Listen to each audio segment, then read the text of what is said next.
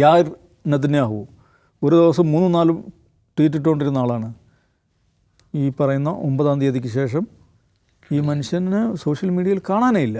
ഒരു head of state, ഒരു head of government ഞാൻ ജീവിച്ചിരിപ്പുണ്ട് എന്ന് അറിയിക്കാൻ വേണ്ടിയിട്ട് AI വീഡിയോ, AI അല്ലെന്ന് വിചാരിക്കാം, ഈ പ്രീ റെക്കോർഡഡ് വീഡിയോസ് ഇറക്കേണ്ടി വരിക എന്ന് പറഞ്ഞാൽ അത് ഒരു വല്ലാത്തൊരു ഇടങ്ങേറ് പിടിച്ച സിറ്റുവേഷനാണ്. അപ്പോൾ അതുകൊണ്ട് ഏതെങ്കിലും ഇദ്ദേഹം എന്ത് എന്ന് വെച്ചില്ലെങ്കിൽ ഇത് എളുപ്പ വഴിയുള്ളൂ.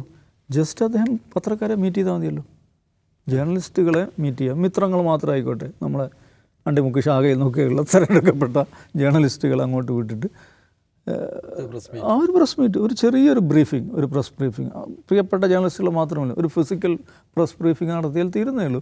പക്ഷേ അത് നടക്കുന്നില്ല. ഈ യുദ്ധം തുടങ്ങിയത് മുതൽ 15 ദിവസമായി അദ്ദേഹത്തിൻ്റെ ആ നിലക്കുള്ള ഫിസിക്കൽ അപ്പിയറൻസ്, ഫിസിക്കൽ ബ്രീഫിംഗ് നടക്കുന്നില്ല.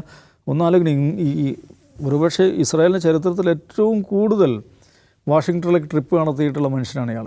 എപ്പോഴും വാഷിങ്ടണിലേക്ക് മാത്രമല്ല, ആ ട്രംപ് അദ്ദേഹത്തിൻ്റെ പ്രൈവറ്റ് റെസിഡൻസിൽ വിശ്രമത്തിലിരിക്കുമ്പോൾ അവിടേക്ക് ഫ്ലോറിഡയിലേക്ക് പോലും ട്രിപ്പ് നടത്തിയിട്ടുള്ള, അദ്ദേഹത്തിൻ്റെ റിസോർട്ടിലേക്ക് പോലും ട്രിപ്പ് നടത്തിയിട്ടുള്ള മനുഷ്യനാണ് അദ്ദേഹം. വിദേശ ട്രിപ്പ്, അമേരിക്കയിൽ ട്രിപ്പ് നടന്നില്ല, ഇൻ്റർനാഷണൽ ഡെലിഗേഷനെ സ്വീകരിക്കുന്നില്ല.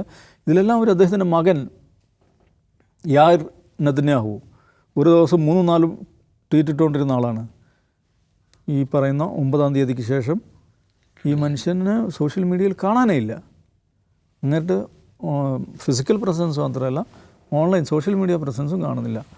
അതുകൊണ്ട് ഈ യുദ്ധത്തിൽ ഏറ്റവും കൗതുകകരമായ സംഗതിയാണ് അദ്ദേഹം ജീവിച്ചിരിപ്പുണ്ട് എന്ന്, ഞങ്ങളുടെ പ്രധാനമന്ത്രി ജീവിച്ചിരിപ്പുണ്ട് എന്നുള്ളതിന് വേണ്ടിയിട്ട് നിരന്തരം AI വീഡിയോ ഒരു രാജ്യത്തിന് പുറത്തേക്ക് വിടേണ്ടി വരിക എന്ന് പറയുന്നത് ഒരു ഭയങ്കര തമാശയാണ്.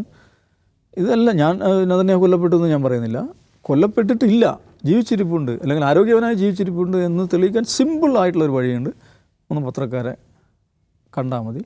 അതിന് അദ്ദേഹത്തോട് മിത്രങ്ങൾ അപേക്ഷിക്കണം എന്നാണ് എനിക്ക് പറയാനുള്ളത്.